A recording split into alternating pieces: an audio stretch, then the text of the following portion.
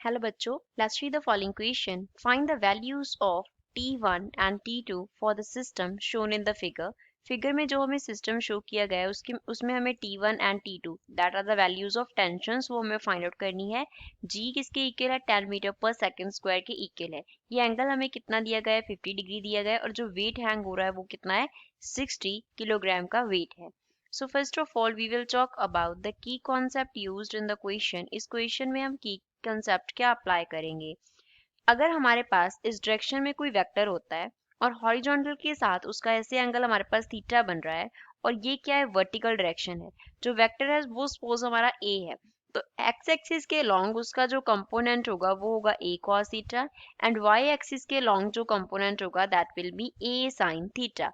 तो इस तरीके से हम वेक्टर को क्या कर लेते होते हैं? डिवाइड कर लेते होते हैं. ये हमारे पास क्या है? रेजोल्यूशन ऑफ वेक्टर इसे हम बोलते हैं कि एक वेक्टर को हमने एक्स एंड वाई जो उसके कंपोनेंट्स है उसमें डिवाइड कर लिया है. अब जो फिगर है उसमें एंगल कितना दिया गया है? 50 डिग्री. पहले इसका वेट निकाल लेते हैं. यहाँ पे ये हमारे पास क्या है? सॉलिड स्पोर्ट है. एक सॉलिड स्पोर्ट यहाँ पे लगा हुआ है. इस डायरेक्शन में यहाँ से ये क्या हो गया? स्ट्रिंग हो गया. एक स्ट्रिंग है यहाँ पे और जो ये वाला एंगल है that is equals to 50 degree. इस पॉइंट पे वेट जो है वो हैंग किया हुआ है. कितना वेट है? 60 किलोग्राम का हमारे पास मास हमने हैंग किया है. तो इसका वेट जो होगा वो डाउनवर्ड एक्ट करेगा mg. तो mg क्या है? वेट है बॉडी का. वेट ऑफ द बॉडी जो हमने हैंग किया that will be equals to m into g. m जो है मास है बॉडी का. 60 किलोग्राम हमें दिया गया है. g acceleration due to gravity का वैल्यू इक्वेशन में हमें दिया है 10 मीटर पर सेकेंड स्क्वायर. तो यहाँ पे फिल कर देंगे 10 मीटर पर सेकेंड स्क्वायर. तो जो वेट है W वो इक्वल आ जाएगा 600 एंड इसके यूनिट्स क्या होंगे? न्यूटन. अब अगर ये एंगल हमें 50 डिग्री दिया गया है तो ऐसे अगर हम हॉरिजॉन्टल लाइन ड्रॉ करेंगे तो इस तरफ ये एंगल कितना होगा? 50 डिग्री होगा. T2 टेंशन जो है वो इस डायरेक्शन में एक्ट कर रहा है. तो T2 का हॉरिजॉन्टल कंपोनेंट जो है वो क्या होगा? T2 cos 50 डिग्री होगा. एंड अगर इसका हम वर्टिकल कंपोनेंट ड्रॉ करेंगे तो वो कितना होगा? T2 sin 50 डिग्री होगा.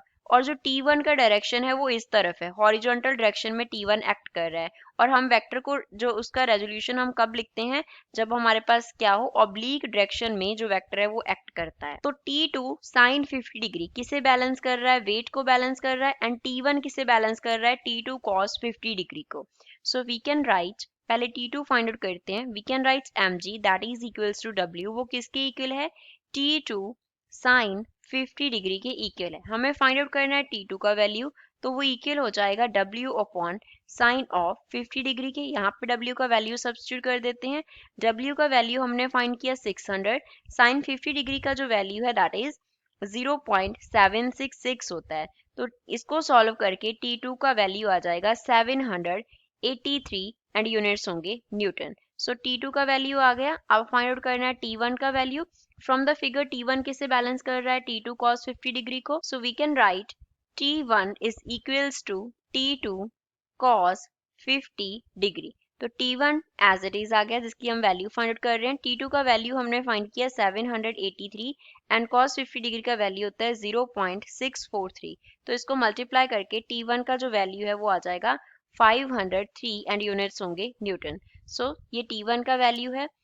This is final answer for the given question. I hope you understood it well. Thanks.